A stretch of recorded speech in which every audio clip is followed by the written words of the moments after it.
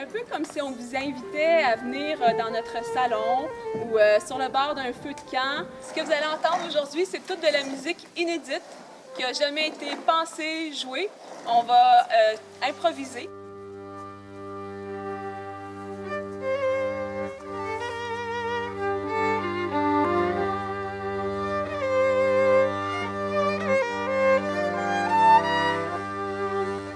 Ce projet-là est né d'une rencontre. Dans le fond, on s'est retrouvés un soir sur le bord d'un feu de camp dans un tipi, Charles et moi, et puis on se connaissait pas du tout, on s'était jamais rencontrés. On a sorti nos instruments et on a joué pendant des heures. Vraiment, c'était un moment de grâce assez extraordinaire.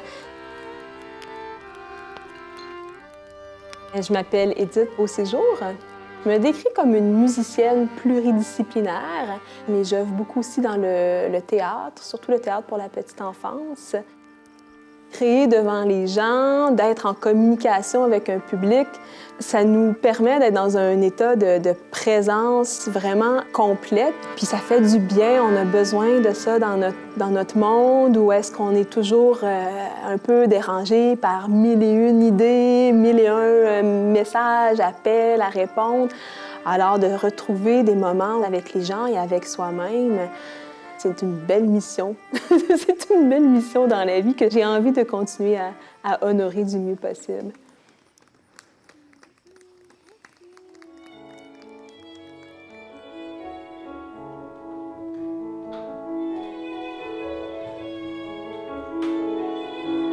Je me nomme Charles Van Guatsenoven. J'ai commencé le violon, j'avais 11 ans. J'ai joué avec des gens qui font du théâtre. J'ai joué avec des gens qui font de la danse. J'ai joué avec des conteurs. Je me suis beaucoup mis en état de disponibilité pour les autres. Il y a quelques années, j'ai rencontré Édith. Il y a quelque chose de spécial qui passe entre nous parce que c'est un cadeau quand ça arrive. C'est vraiment exceptionnel. Des fois, des connivences musicales, mais des connivences humaines aussi. Pour moi, les Sentiers Invisibles, le nom qu'on a donné au projet, c'est justement de donner de la valeur à ce qui va arriver. On ne sait pas encore.